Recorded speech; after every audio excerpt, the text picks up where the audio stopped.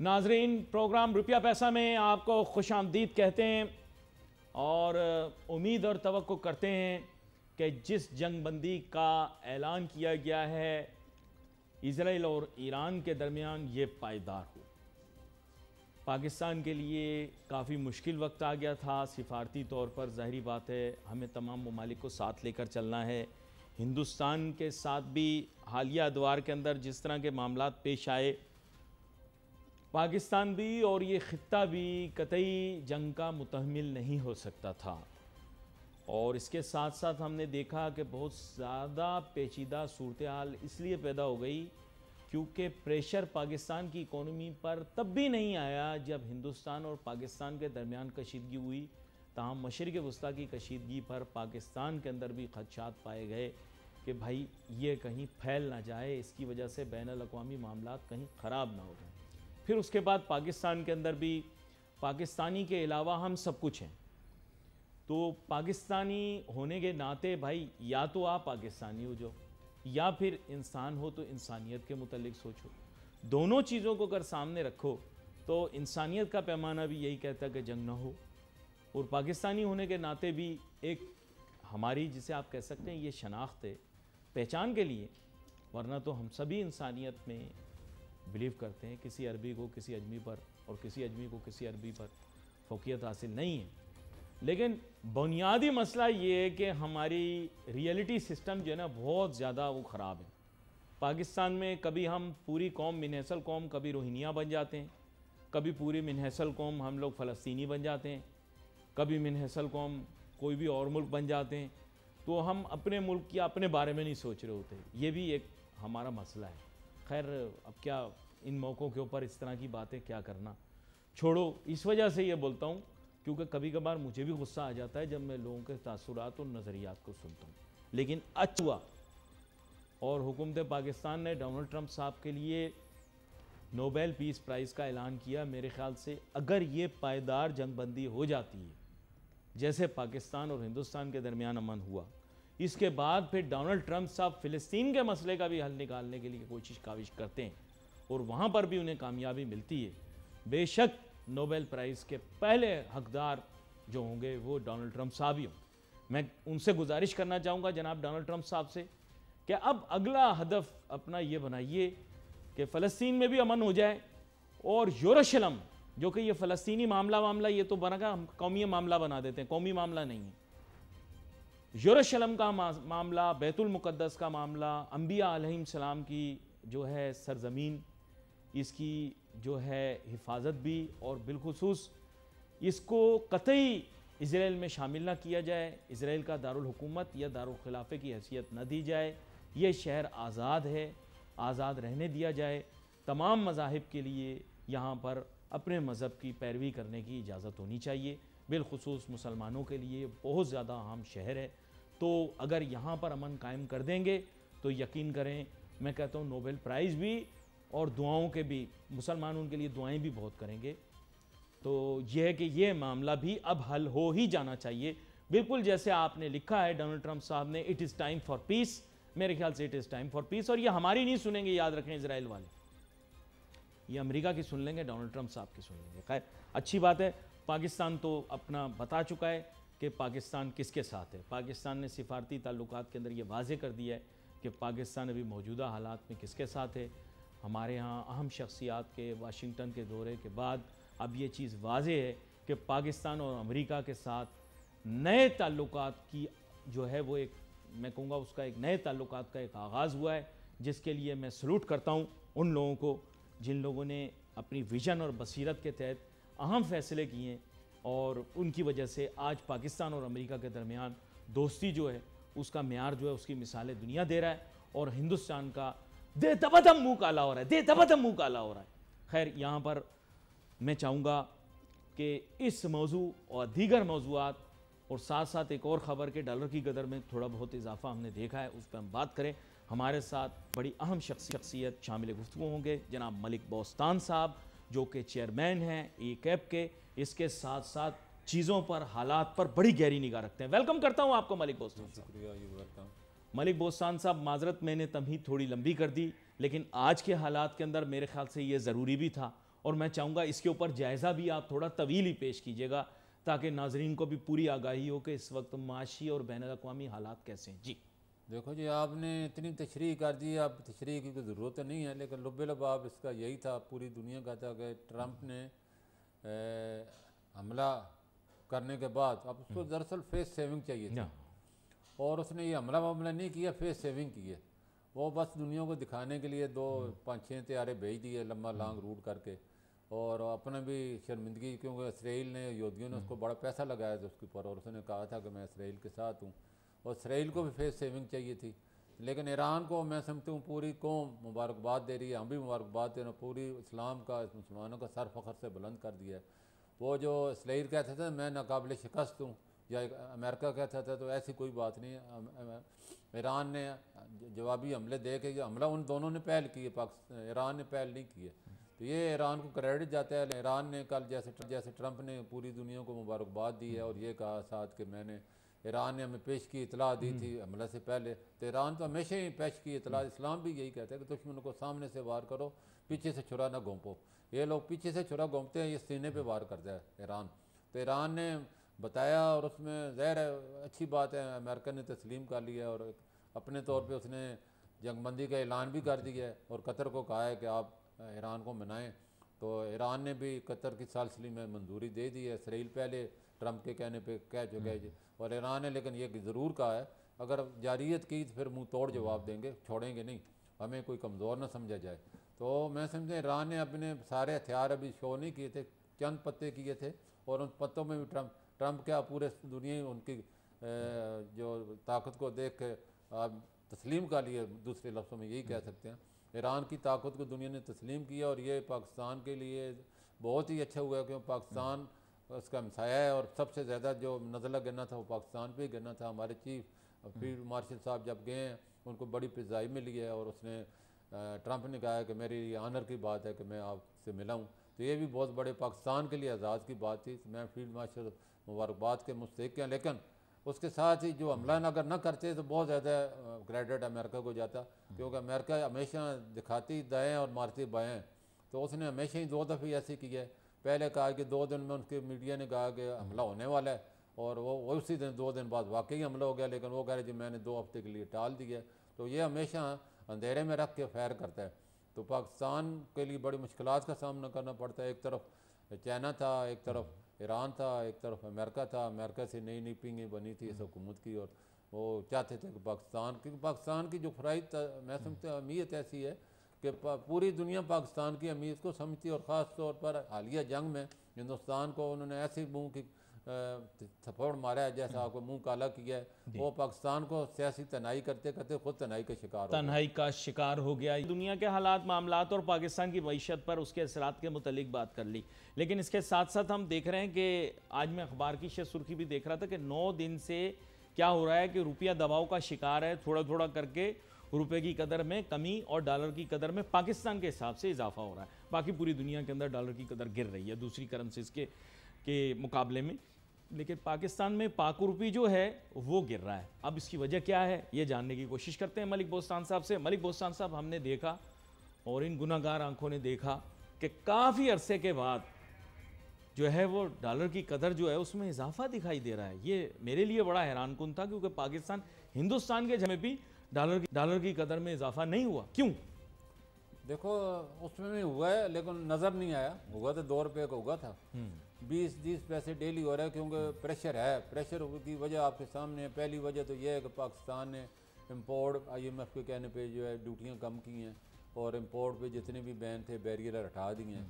उसके अलावा जो हमारे से लोग, जिन लोगों को हम एक्सपोर्ट करते हैं, उनका गिला था कि आप हमसे तो एक्सपोर्ट कर रहे हैं, हमारी चीज़ें इंपोर्ट नहीं कर रहे, तो आप इस पर पाबंदियाँ हटाएँ। तो आपके सामने गाड़ियों पे पाबंदी हटाई गई। अब जो 5 साल गाड़ियाँ उन पर भी पाबंदी हटाई गई। उसके साथ ईरान की कशीदगी और जंग ने पाकिस्तान को सबसे ज़्यादा नुकसान पहुँचाया इस मामले में, क्योंकि हमारा ज़्यादातर बॉर्डर ट्रेड होता था। बॉर्डर ट्रेड सील बॉर्डर होने से बंद हो गया, और हुकूमत को ये सारा, और हुकूमत ने कहा कि अपना जो है रिज़र्व जो है 10 दिन से बढ़ा के 20 दिन के कर दें आयल के, क्योंकि आगे जंग का खतरा था। ये अल्लाह का शुक्र है जंग के बादल छट गए हैं, और अब जंग बंदी हो गई है। तो आप देखेंगे आज भी डॉलर जो है वो गिरा है अपना 10 पैसे इंटर बैंक में, और मार्केट में भी गिरा है। तो आगे चल के जंगबंदी अगर पक्की ऐलान हो जाता है दोनों मुल्कों की तरफ से, तो मैं समझता हूँ क्रूड की कीमतें रात को ही गिरती थी जो ही ट्रंप ने ये बयान दिया। एक लुकमा आपको दूंगा मैं। आपने आगाज़ में जो बात की बड़े मुलायम अंदाज में कर दी, लेकिन वो बड़ी अहमियत तलब है। आपने बताया कि गाड़ियों की इंपोर्ट वाला सिलसिला खुल जाएगा। कितनी प्रिपरेशन है इस वक्त? क्योंकि मेरा ऐसा ख्याल है कि 2 से 3 अरब डॉलर तक मार्केट को जनरेट करने पड़ेंगे, फैसिलिटेट करने पड़ेंगे इस इंपोर्ट के लिए, क्योंकि इंपोर्ट खुलते ही काफ़ी गाड़ियाँ आएंगी पाकिस्तान में। सही कह रहा हूँ? कुछ लोगों ने ऑर्डर प्लेस कर दिए हैं। ये जितनी भी यूज गाड़ियाँ इसकी, क्योंकि बायर बहुत है और बड़ी सस्ती होती हैं पाकिस्तानी गाड़ियों की निस्बत, पायदार होती हैं, मेयार भी अच्छा और मेयार अच्छा होता है उनका। तो वो लोगों ने पहले से जहन बनाया हुआ था, और वो जो वर्कर मिडेंस है ना, उसमें हमारे में असर पड़ता है, इसमें कोई शक वाली नहीं है। 1-2 अरब डॉलर का असर आता है, क्योंकि वो सारा का सारा पैसा फिर यहाँ की बजाय वहाँ चला जाता है। गिफ्ट स्कीम में भी और बैगेज स्कीम में, गिफ्ट में, रेजिडेंट में, जितनी भी स्कीमें हैं उनके ओवरसीज़ के लिए उनका हक बनता है, देना चाहिए। देना चाहिए। और वो अपने खुद इस्तेमाल नहीं करते तो वो ज़ाहिर है फिर मार्केट में बेच देते हैं। तो हुकूमत बड़ी कोशिश करती है कि इसका मिस यूज़ ना हो, लेकिन मिस यूज़ रुक नहीं सकता, क्योंकि इसके सारे ख़रीदार ही मिस यूज़ करने वाले हैं। तो वो उनको थोड़ा बहुत पैसा दे देते हैं, उनके लिए बेचारों के लिए इतनी काफ़ी है, उनको 2-3 लाख रुपया मिल जाता है फैसिलिटी के मुकाबले में। तो ये थोड़ा सा आएगा, और इंशाल्लाह आगे चल के डॉलर का। और दूसरी वजह ये थी कि हुकूमत ने, आपने पढ़ा होगा बजट में, डॉलर का रेट ही 209 रुपये फिक्स किया है, एलोकेट किया है बजट, क्योंकि हुकूमत ने जो एक साल में पेमेंट, सूद की पेमेंट नहीं करनी होती है, लोन की पेमेंट नहीं करनी होती है, डिफेंस की पेमेंट नहीं करनी होती है, तो उनको साल पहले डॉलर का रेट जो है वो फिक्स करना पड़ता है। तो उन्होंने 209 पे फिक्स किया, तो लोगों के जहन में अब ये बैठ गया है कि ये 209 का हो जाएगा। जो नहीं भी खरीदते थे उन्होंने भी खरीदना शुरू कर दिया मार्केट से, और इंटर बैंक में थोड़ी सी सप्लाई कम हुई है। तो ये वक्ती तौर पे, क्योंकि पिछले साल 295 हुकूमत ने किया था और 270 हो गया, इस तरह उससे पिछले साल जाएँ तो 305 किया था और 270 हो गया। तो ये कोई हरफ आखिर नहीं होता है कि 290 है तो 290 ही होगा। जो ही हालात बेहतर होंगे, और हमारे इंशाल्लाह हालात इससे बहुत, पाकिस्तान की बड़ी अहमियत बड़ी है, मैं पूरी अब बदल गए हालात। हाँ, हालिया जंग जो इंडिया से हुई है, पाकिस्तान को बड़ी अहमियत है। पाकिस्तान को आपके सामने पाकिस्तानी तैयारों के, पाकिस्तान के आर्मड चीज़ों के बहुत आर्डर मिल रहे हैं। तो हुकूमत को उसको ज़ाहिर नहीं कर रही, लेकिन काफ़ी लोग दिलचस्पी ले रहे हैं, और पाकिस्तान की अहमियत भी बढ़ गई है। और इंडिया जो अपने आप को थनदार इलाके का कहता था, अब तो चौकीदार भी नहीं रहा वो। तो उसको जो है कोई शर्मिंदगी से अपना मुँह छुपाता फिर रहा है। उसने जो सफारती अपना नुमाइंदे भेजे थे, उनको भी लोगों ने तो लानत की है। पाकिस्तान के बिलावल साहब ने बड़ी अच्छी तरीके से अपना बयान पेश किया, बोले हम तो जंग करने नहीं चाहते, अमन चाहते हैं। जंग तो यही चाहता है, कभी अमन के मुज़ाकरात भी नहीं बैठना चाहता। उन्होंने तो चैलेंज किया पाकिस्तान को, बोले जी कुछ नहीं, जो खलूस है वो इससे देखें, हमने थर्ड पार्टी से इंक्वायरी करने का कहा है, और हम क्या कर सकते हैं। मैं ना मानूँ तो फिर तो इंडिया जो है अपने आप को शेर बनाया हुआ, वो तो गिदड़ भी नहीं है। तो पाकिस्तान ने उसको बड़ी अच्छी तरह सफारती माज पे, जंगी माज पे, हर लिहाज से उसको नीचा कर दिखाया, और पाकिस्तान अल्लाह की ताकत से सुपर पावर है वेस्ट एशिया की, और उसको कोई रोक भी नहीं सकता। ये वैसे आपने बड़ी अहम बात की। और नाजरीन, कल मैं एक फ़िल्म भी देख रहा था अंग्रेज़ी की, जो इस वक्त सबसे सुपर हिट जा रही है, और यकीन करें उसके अंदर आप हैरान होंगे कि उन्होंने चीन के बाद पाकिस्तान का झंडा बार बार दिखाया, जिससे मुझे ये एहसास हुआ कि अब मेरे ख्याल से सारी दुनिया ये तस्लीम कर चुकी है। मुझे पता है इंडिया के लोग ये मेरा वाला प्रोग्राम बहुत शौक़ से देखते हैं, ख़ास तौर पे गौरव और धर्मेंद्र और किट्टू। तो मैं इनको कहना चाहूँगा भाई कि आप अब अपनी आंखें खोलें, और जो बातें मैंने आपसे बहुत पहले की थी कि पाकिस्तान जो है, और अभी तायद भी कर दी मलिक बोस्तान साहब ने, कि दुनिया ने जो दुनियावी तौर पर जो ताकतों का जिक्र आ रहा है, उसमें पाकिस्तान का नंबर एशिया में चीन के बाद दूसरा आ रहा है। तो मलिक बोस्तान साहब, आपने भी तायद कर दी इस बात की। बिल्कुल। हिंदुस्तान का मैंने नहीं देखा, वो फिल्म बड़ी मशहूर है, लेकिन मैं नाम नहीं ले सकता। नहीं, आप नाम लें, वो कोई इसमें शर्माने की क्या बात है। लेकिन पाकिस्तान के हंगरी के वज़ीर-ए-आज़म ने कहा है कि पाकिस्तान टॉप 10 ताकतों में शुमार होता है, और बाकी छोड़े ना, उसने 6 महीने पहले ये अल्फाज कहे, और आज भी कोड हो रहे हैं। तो पाकिस्तान सुपर पावर बनने के काबिल है, और इंशाल्लाह अभी देखो ना, अभी तवज्जो पाकिस्तान को माशी पावर बनाने के ऊपर मरकूज होनी चाहिए। देखो अभी पाकिस्तान 46 से 44 बड़ी मैशत बन गए, और आपकी GDP 400 अरब डॉलर चली गई है, और आपका जो है फी का आमदनी 1600 से बढ़ के 1800 तक चली गई है, और आपका जो है इस वक्त हर चीज़ प्लस में जा रही थी। बैड लक थोड़ा से ये जंगी इंडिया का हालात हुए, फिर ईरान इसराइल के हो गए, पूरा खिता इसकी लपेट में आया, तो पाकिस्तान थोड़ा सा क्राइसिस गुजरा था, लेकिन आज स्टॉक ने नया हाई बना दिया और कल 3,800 कम बढ़ा था, कम हुआ था, आज 5,800 बढ़ गया, 2,000 उससे भी प्लस चला गया। तो नए यानी कि हाई बना रही है स्टॉक। हमारी करंट अकाउंट हमारा प्लस जा रहा है, हमारा रुपया प्लस जा रहा है, हमारी एक्सपोर्ट प्लस है, हमारी वर्कर रेवेन्यूस और तो और देखो ना 4 अरब डॉलर को टच कर चुकी है। और मैं आपको बताता हूँ पाकिस्तान के इस वक्त 2.5 करोड़ पाकिस्तानी बाहर काम कर रहे हैं, उसमें से 1.5 करोड़ ओवरसीज वर्कर हैं और 1 करोड़ वो लोग हैं जो कि वहाँ शिफ्ट हो चुके हैं या बिजनेस कर रहे हैं। तो जिस मुल्क के 2.5 करोड़ बच्चे बाहर काम करते हैं उसको महीने का 10 अरब डॉलर माना इनकी इस वक्त इनकम है, और उसमें से सिर्फ 3 से 4 अरब डॉलर पाकिस्तान आ रहा है। बाकी वो पाकिस्तान इसलिए नहीं ला रहे कि पाकिस्तान में गुड गवर्नेंस, ये करप्शन का रूज है। और पाकिस्तान के जो थे औरंगजेब साहब ने आपके सामने बजट में कहा कि पाकिस्तान का DNA चेंज करने की ज़रूरत है। बिल्कुल पाकिस्तान का DNA करप्शन से आलूदा हो चुका है, और करप्शन से पाक करने के लिए इन करप्ट अफसरों को और आरामखोर अफसरों को लगाम डालनी होगी। अवाम जो है बगैर पैसे उनको अच्छा पाकिस्तान में बैड लक हमारी, मैंने पहले प्रोग्राम में भी कहा था, अवाम की भी ये हालत हो जो कि उनको यकीन ही नहीं आता, अगर पैसे न दें तो उनको चैन भी नहीं आता कि उनका काम होगा। तो ये चीज़ें बड़ी पाकिस्तान के लिए दर्दनाक हैं। पाकिस्तान के इसको बदलना होगा, और पाकिस्तान के अवाम और अगर यकजान हो जाते हैं और इस चीज़ में तैयार कर लेते हैं कि हमने रिश्वत नहीं देनी और रिश्वत खोरों को मुहासबा करना है, तो हुकूमत भी मैं समझे जो पाकिस्तानी इस वक्त 8 अरब डॉलर अगर माना दे, 100 अरब डॉलर बनता है भाई। हमें तो किसी से कर्जे लेने की ज़रूरत ही नहीं है। पाकिस्तान को अल्लाह ताला ने इतने वसाइल दिए हैं, माला माल किया है। पाकिस्तान में किस चीज़ की कमी है? कमी है तो गुड गवर्नर की है, अतमाद की कमी है। ये हमारे लोग जो पैसा बाहर ले गए वापस भी ला सकते हैं अगर हम गुड गवर्नर ले गए, लोगों को रिस्पेक्ट दें, उनको तोहफ़त दें। 3 ही चीज़ें तो लोग मांगते हैं, हमें तोहफ़त दें, इज़्ज़त दें, और हम अपना पैसा वापस ले आते हैं। क्यों नहीं लाएंगे? बाहर आप जितने भी अमीर हों, जितने भी आपके पास सहूलतें हों, पाकिस्तान जैसी नेमत आपको कहीं नहीं मिलेगी। दुरुस्त फरमा रहे हैं आप, और बड़ी अहमियत तलब बातों का आपने जिक्र किया। अब जिस मौजू के ऊपर हम बात करेंगे वो बड़ा अहमियत तलब है, वो ये है कि अब हमें जिसे आप कहते हैं करेक्टिव पार्ट 2 पाकिस्तान इकोनॉमी के बारे में बात करनी है। ज़ाहिर बात है हमेशा एक मस्बत राय रखने वाले मलिक बोसान साहब ये भी राय रखेंगे कि मईशत को बेहतर करने के लिए जो इस्लाही पॉलिसियों की ज़रूरत है, रिफॉर्म्स की ज़रूरत है, उन पर अमल दरामद करने की बहुत ज़्यादा ज़रूरत है। यहाँ पर एक नुक्ते मेरे पास मुख्तलिफ नुकात हैं। एक तो निजकारी से जुड़ा हुआ है, उसके मुतालिक मैं बात करूंगा, क्योंकि इन्होंने जितने बातें बताई ये पॉजिटिव हमारी मईशत की पॉजिटिव डेवलपमेंट्स हैं और इनकी वजह से इकॉनमी अच्छी आगे बढ़ रही है। लेकिन निजकारी के शोबे में और बिज़नेस फ्रेंडली पॉलिसीज़ के शोबे में पाकिस्तान को भी मज़ीद मेहनत करने की ज़रूरत है। इनकी जाने आता हूँ मलिक बोसान साहब, बहुत बड़ा मसला हमारा ये है कि जैसे आपने बताया कि बहुत सारे इकोनॉमिक इंडिकेटर्स जिनमें पाकिस्तान ने बहुत अहम अहदाफ को हासिल भी किया, लेकिन निजकारी के शोबे में पाकिस्तान पेशरफ्त नहीं कर सका। प्लीज़ इसके बारे में बताएं जी। देखो जी, हालात आपके सामने हैं। पाकिस्तानी खुद बाहर जा रहे हैं तो बाहर का क्यों आएगा? इधर सोचने की बात है ना जी।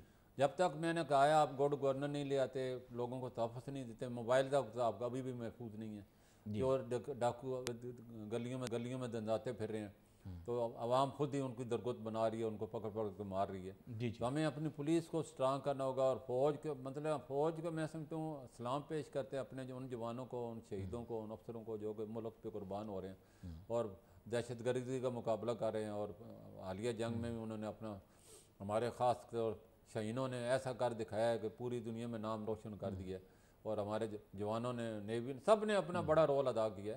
और फौज को तो हम हर जगह तो नहीं ला सकते ना, कुछ काम हमने खुद भी करने हैं। जैसे मैंने कहा, अवाम जब तक इस करप्शन के खिलाफ खड़ी नहीं होगी, मैशत आपकी तरक्की नहीं कर सकती। हुकूमत अब डिजिटल की तरफ जा रही है। कल भी मैं प्राइम मिनिस्टर साहब ने कहा है कि 3 कमेटियाँ हमने बना दी हैं कैशलेस इकानमी को बेहतर करने के लिए, डिजिटल इकानमी को बेहतर करें। पाकिस्तान की तरक्की का राज और करप्शन को ख़त्म का जो फार्मूला है वो डिजिटल है। आप चाइना ने अगर तरक्की की है तो डिजिटल की वजह से की है, इंडिया ने तरक्की की है तो डिजिटल की वजह से की है, यूरोप ने की है तो डिजिटल की वजह से की है। वहाँ तो देखो ना, देखो जो बरतानिया है, यूके है, उसका तो सबसे बड़ा नोट ही 50 रुपये का है। वहाँ अगर आप 50 का नोट लेके जाएं तो आपको उसको खुला नहीं मिलता। लोग हैरान होकर देखते हैं इसने 50 कैसे उठाए होंगे। और वहाँ की पुलिस को ये पावर भी है, किसी की अगर तलाशी लेते हैं उसके नोट ज़्यादा निकल आते हैं तो उसको पूरा अपना मनी ट्रायल देना पड़ता है। तो हमें ये सारे करप्शन को रोकने के लिए पाकिस्तान को डिजिटलाइज करना होगा। तमाम ऑनलाइन जितने भी हमारे ये, चाहे ज़री का हो, चाहे प्रॉपर्टी का हो, चाहे व्हीकल का हो, कोई भी टैक्स है, इनको ऑनलाइन करना होगा। इंडिया ने किया, उसके दिल्ली ने जो उनको अवामी पार्टी थी उन्होंने देखो कितना बड़ा रेवेन्यू 18 करोड़ बजट से 50 करोड़ हज़ार बजट तक ले गए रेवेन्यू की वजह से। तो रेवेन्यू होगा तो आप सारी फैसिलिटियाँ भी दे सकते हैं, रेवेन्यू ही नहीं होगा तो आप, हमारा तो जीडीपी का पूरे खत्ते में सबसे कम है, तो हमारे जीडीपी के हिसाब से अपना हमने टैक्स कलेक्शन बढ़ानी है। खर्चात देखें, हुकूमत को भी सोचना होगा। देखो ना उन्होंने अपनी तनख्वाहें भी ब्यूरोक्रेटों की बढ़ा ली और सेनेट के चेयरमैन की भी 1000 गुना बढ़ा ली, आवाम की जो है 10% बढ़ाई है, सब महंगाई में आवाम तो को कर, चलो ना होने से बेहतर है। लेकिन आपको ये फाइलर और नॉन फाइलर वाला जो है ना किस्सा तमाम करना होगा, हलाल हराम की तमीज़ करनी होगी। नॉन फाइलर का एक तरफ कहते हैं यार हम खोर हैं, ब्लैक मनी वाले हैं, और दूसरी तरफ उनसे पैसे लेके हलाल कर देते हैं। मुल्ला वाला काम हिसाब तो नहीं करेंगे, मुल्ला को फतवा देते हैं, वो शऊर है, मैं कहना नहीं चाहता, तो हमारे सारे मौलवी ऐसे तो नहीं होते, बहुत हमारे आला हैं, और लेकिन एक लोगों ने किस्सा मशहूर किया हुआ है। तो ये हलाल वाली मुर्गी, हराम वाली मुर्गी सही करनी होगी, और फाइलर को जो है ना, इनको हराम को तो हराम तो सब्र करें, उस पर जुर्माना नहीं करें, उसको सज़ा दें। अभी ये आप तो डायरेक्ट इनडायरेक्ट क्यों कहते हैं, डायरेक्ट टैक्स लें और इनडायरेक्ट का तो किसी इकतमाम करें, क्योंकि उसमें नाइंसाफ़ी बहुत है। एक आदमी अगर देखो ना, वर्ल्ड बैंक ने आपके सामने कहा है कि पाकिस्तान में जो लोग $5 कमाते थे उनकी तादाद 38 से बढ़ के 45% हो गई है दिन के, और जो लोग $3 कमाते थे उनकी 4% से बढ़ के 16% हो गई है। यानी कि एक वोट जो $3 कमाता है वो दिन में एक दफ़ा रोटी खाता है, जो $5 कमाता है दिन में 2 दफ़ा रोटी खाता है। तो आधी आबादी तो आपको गुर्बत का शिकार है, तो वो भी 18% टैक्स दे रहे हैं इनडायरेक्ट में। भाई उनका बेचारों का क्या कसूर है? जो 1 करोड़ 2 करोड़ और 10-10 करोड़ के उनके अखराजात हैं महीने के, वो भी 18% दे रहे हैं। तो ये नाइंसाफ़ी हुकूमत को भी ख़त्म करना होगी, इस पर भी सोचना होगा। गरीब आदमी के लिए बेनज़ीर इनकम सपोर्ट के अलावा तो नहीं है। ये भी मैं समझता हूँ भिखारी ना बनाएं, इनको हुनरमंद बनाएं। अभी हुकूमत बड़े मैं समझता हूँ लोगों को स्किल्ड कर गई है, और हमारे बड़े डॉक्टर इंजीनियर स्किल्ड लोग बाहर जा रहे, डिमांड भी है इस वक्त साइबर सिक्योरिटी की, इसकी क्रिप्टो की, इनकी बहुत बड़ी फ्रीलांसर की, आईटी की बहुत डिमांड है, और 5-5, 10-10 हज़ार डॉलर दे रहे हैं लोग। तो हमारा इसी वक्त रेवेन्यूनेस जो बढ़ रही है उसकी वजह यही है कि हमारे स्किल्ड लोग अब जाना शुरू हो गया।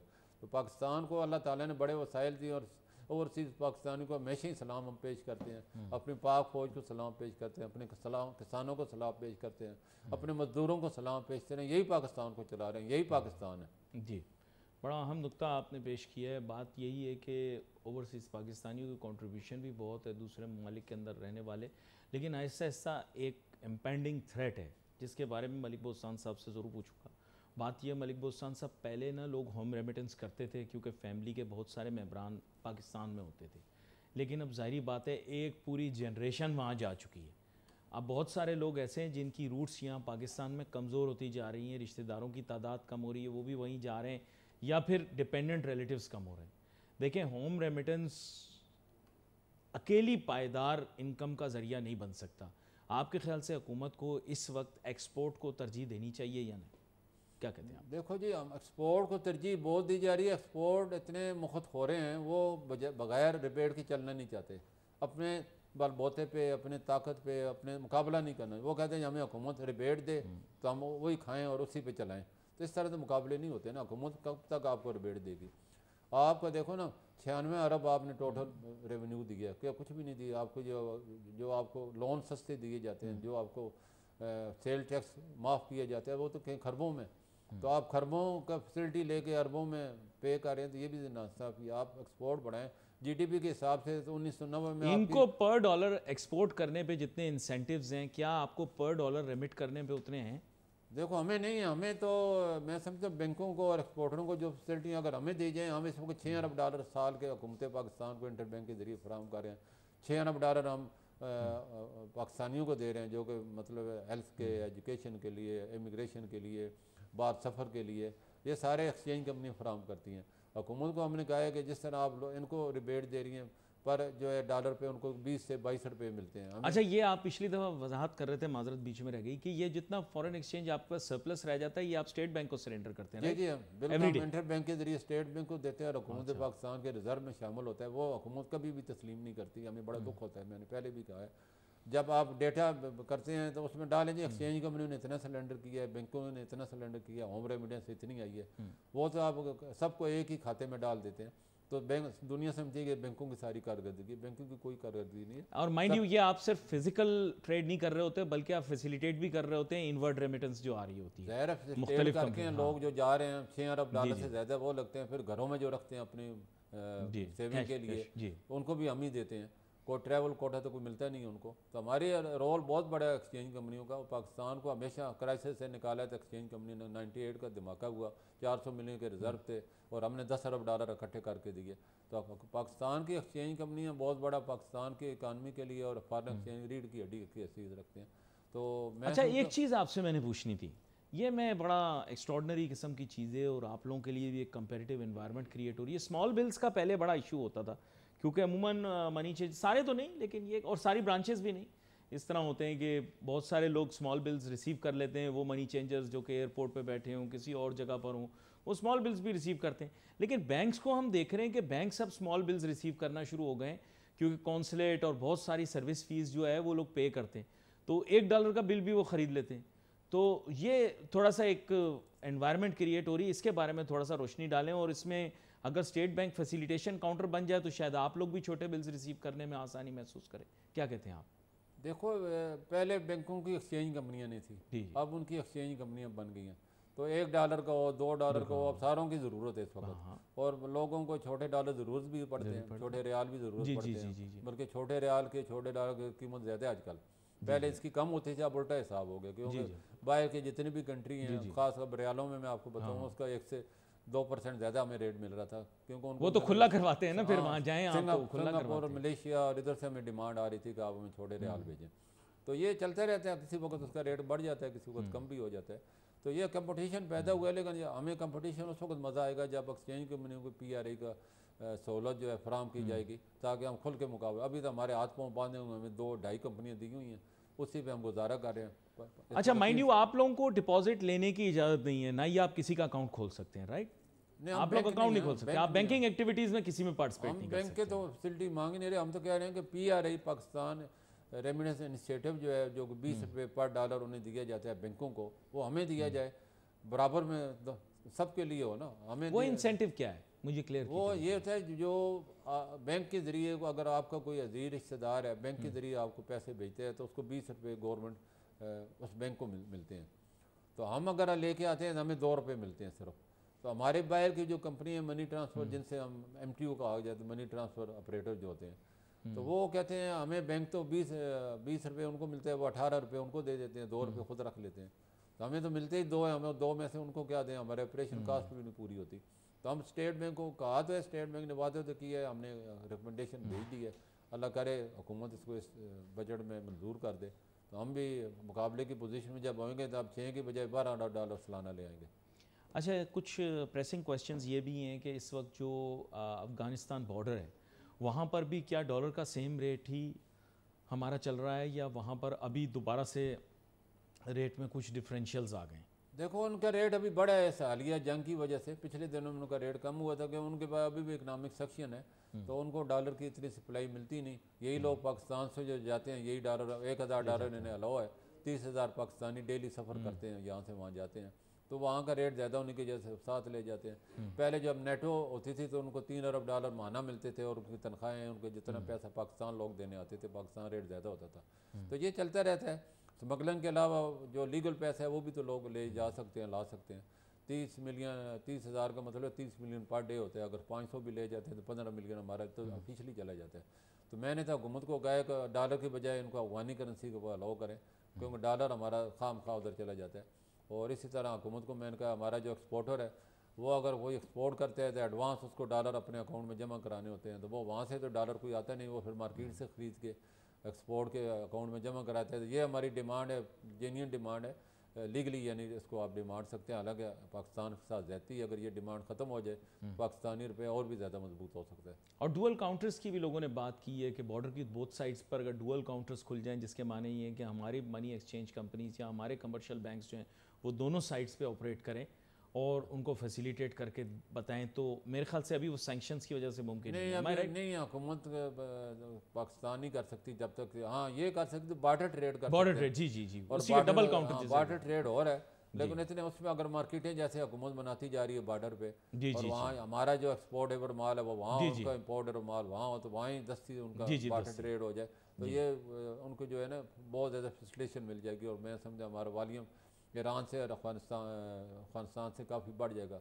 कोई मादनियात ईरान अफगानिस्तान में बहुत ज़्यादा हैं कि बॉर्डर मार्केट्स के बारे में बहुत बॉर्डर बात अगर हो हम रही है, जहाँ डेवलप पर करते हैं हमारा एतमाद बहाल होता है, और हम एक दूसरे में दहशतगर्दी का जो इंडिया ने वहाँ जाल बिछाया हुआ है, हुकूमतें जो तालिबान है उनके खिलाफ एक्शन लेते हैं और उनको वहाँ से निकाल देते हैं, तो पाकिस्तान के साथ बहुत बड़ा ट्रेड हमारा हो सकता है। और उनको फिजिबल भी है, ना चाह बाहर से उन्हें फिजिबल है, ना ही उन्हें वागा से उन्हें फिजिबल है, उस पर पहले पाबंदियाँ लगी हुई हैं। पाकिस्तान वह मुल्क है जो उनकी हेल्प कर सकता है, और पाकिस्तान को अगर अहमियत है और पाकिस्तान के दुश्मनों को साथ न दें, तो पाकिस्तान कोई वजह नहीं अफगानिस्तान साथ ट्रेड क्यों ना करे। पाकिस्तान का हमारा व्यवसाय मुल्क है, बड़ा भाई की हैसियत से पाकिस्तान उसको ट्रीट करता है, लेकिन उसने हमेशा ही उसके जो लोग हैं वो पाकिस्तान को छुड़े ही घूमते हैं। पाकिस्तान तो इस उम्मीद में था कि तालिबान की हुकूमत होगी तो हमें ठंडी हवाएँ होंगी, ठंडी हवाएँ क्या, हमें तो गर्म हवाएँ भी जला के रख रहेगी इस वक्त। अल्लाह का शुक्र है कुछ अरसे से उनके चाइना ने उनको समझाया है, ईरान ने समझाया है। जब से ये हमारे 3 रुकनी कॉन्फ्रेंस हुई है चाइना में, उसके बाद आपने देखा काफ़ी हद तक दहशतगर्दी में कमी आई है। ये बड़ा अहम नुक्ता आपने बयान किया। यहाँ पर प्रोग्राम का वक्त महदूद होता है। आपका बहुत शुक्रिया मलिक बोस्तान साहब, आप शो में हमारे साथ शामिल हुए, बड़े अहम नुकात के ऊपर हमने बात की। नाजरीन, we wait for your messages on Facebook. Ali Nasir हमारी टीम को इजाज़त दीजिए। अल्लाह हाफिज़।